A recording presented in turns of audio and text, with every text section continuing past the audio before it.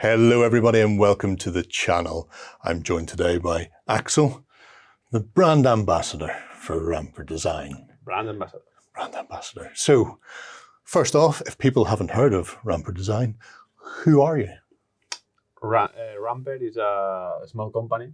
We are a small company that we started making some games at the beginning. We tried to board games to manage things. We played in a small locals. We brought the games to some special events. The Corvus Planetario from Corvus Belli, and other kind of local events because Ramon, which is the owner in the end, had a shop in Mallorca in his zone, and the guys started playing the games.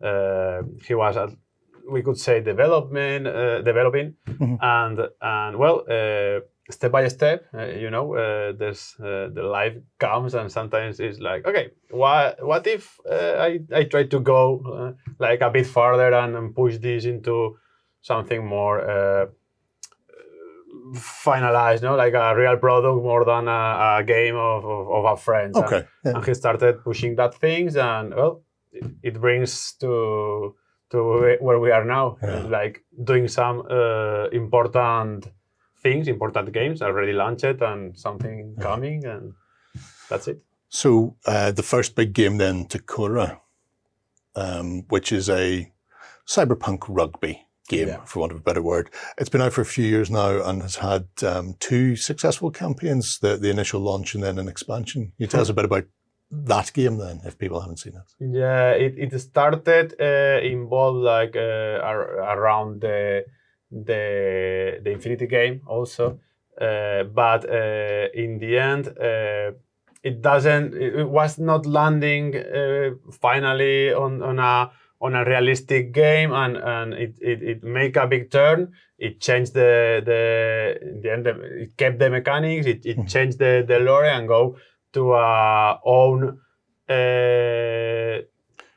universe, own lore for itself, that it's based like in a cyberpunk, stylish kind of game, which more or less emulates 100%, but emulates a lot like a rugby match. Okay. And then, again, one team of 4 players against another 4, and it's a really dynamic game that it's constantly engaging the players to do some sort of thing. So you are constantly there inside the game playing. It's really dynamic and really fast, and it's really cool. So with the sort of the emphasis being on that cyberpunk rugby, the quick game with lots of action and reaction, does it mean that it follows a sort of a set turn structure, or is it very sort of dynamic in its play styles?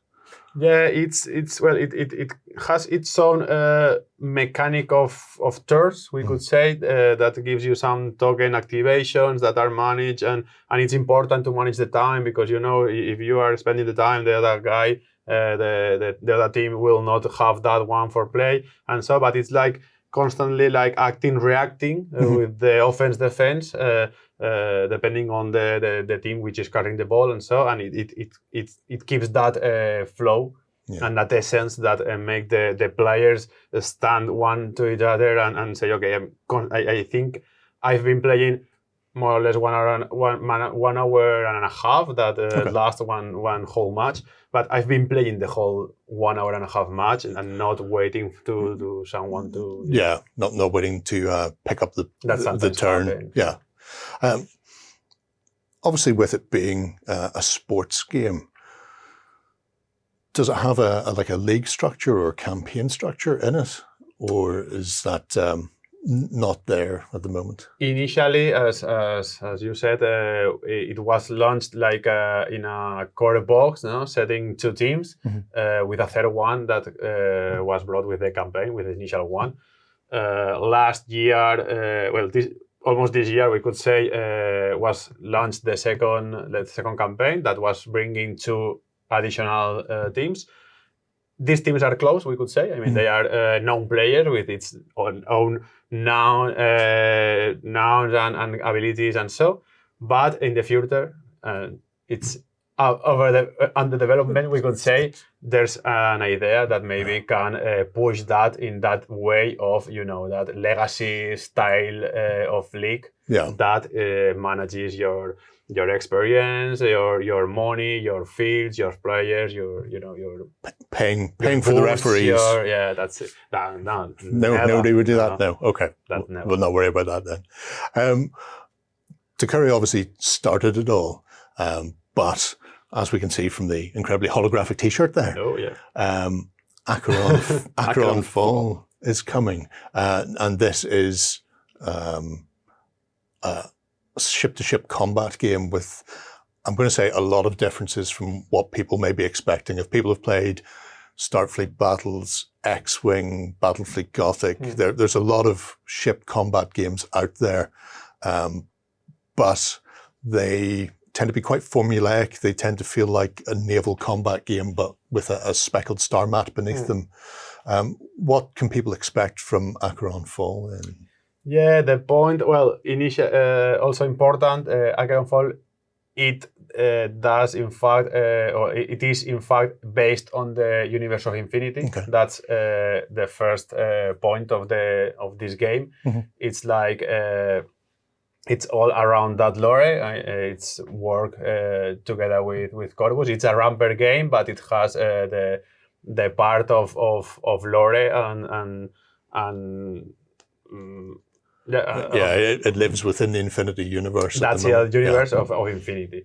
In the end, if you see the table without knowing anything, you see some ships, and you say, "Oh, it's a game of ships." Yeah, but the mechanics is what I think make the game itself like different in a different way and interesting, and so because it tries to emulate in the end more than driving some ships that are shooting them or shooting together to another one or between them, and so it tries to emulate like a captain in a bridge, trying to manage the fleet and sending resources and people to go to the weapons and try to shoot that guy, or hey, let's put more energy into the rear, proper and let's move forward faster. And you are like you have like a kind of panel that manages all kind of that resources,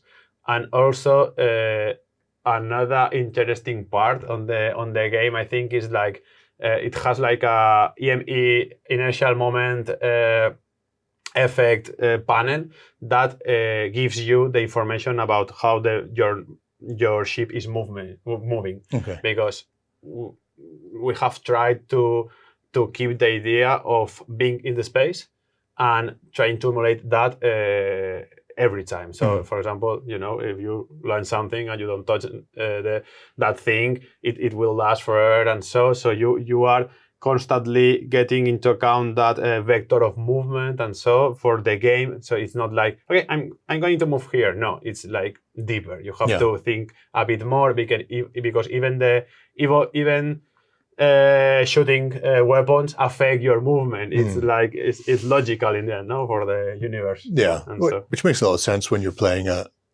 space combat game that once you have momentum in a direction, you're going to continue to have it until you choose to push back against it. You have that idea of the power slides essentially allowing you to sort of strafe along the side of ships. And even though the game doesn't play in 3 dimensions, I think the addition of vectored movement within the game helps you imagine that you are playing within that 3-dimensional space. It gives the idea that you're not on a level plane and always having to move and turn. You can quite happily just slide off to your heart's content and compensate for it down the line.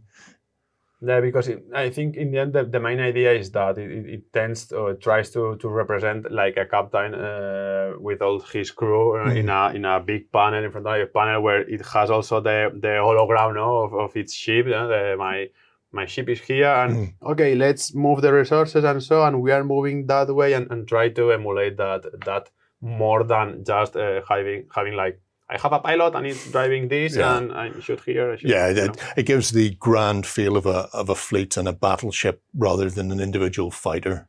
Yeah. What is the game planning to launch with then? So you're within the Infinity universe. There's an awful lot of factions and sub-factions. Is the plan to do a few to get started and then expand, or are you going to be focusing on specifics? The idea is that, and for sure, initially every faction from Infinity will have its own ship. Okay. At least, I mean, the amount of ships will cover every faction for sure, because we know people want its own faction fleet, so why not giving that? And the idea is launching that with some initial boxes that with the core box, we could say maybe that brings some the main factions under the lore we have used, no, which is the fall of Acheron. Acheron, I don't know how to. But after that, for sure, will be a lot of more other things added that will bring you more ships. At the same time of the for sure the crowdfunding. So you're going to crowdfunding. Is this going to be this year, or are you looking to? The aim. Well, we are aiming to release this last week of September. More or less, maybe sometimes you have something to do in the last minutes and you delay, but in the end, the goal is that. So it's coming via crowdfunding platform, because in the end, it's the way this company has to launch this kind of product, because in the end, Ramper, it's a small company made by its own. It's starting now, and it needs this kind of tools for launching this kind of big projects. It's not just a good way of actually funding the tooling and the production, but going through some of the crowdfunding sites is a great way of reaching people beyond the sort of sphere, people who may not have heard of Ramper in the past. We are actually planning on playing some games of both Takkure and Acheron Fall. So if you're interested in finding out more, keep an eye on the channel over the next few weeks. In the lead up to the crowdfunding campaign, we'll be showing those games off. You'll be able to have a look at them. We'll put the links below to the websites, and when the crowdfunding campaign comes out as well, you should be able to jump straight in there. It's been an absolute pleasure to speak to you. Let us know what you think below, folks. If you're an Infinity fan and you like ship combat, you should definitely check this out. If you're not an Infinity fan and you like ship combat, you should definitely check this out. And if you don't like ship combat, check this out. I can't stress this enough. It has vectored movement. I'm so happy. We're going to move on. Let us know what you think below, folks, and we'll see you again soon. Bye-bye. Bye. Go ahead and check out our other content on screen now. And while you're at it, why not hit subscribe and remember to ding our dong. Go on, you know you want to click it. Go on.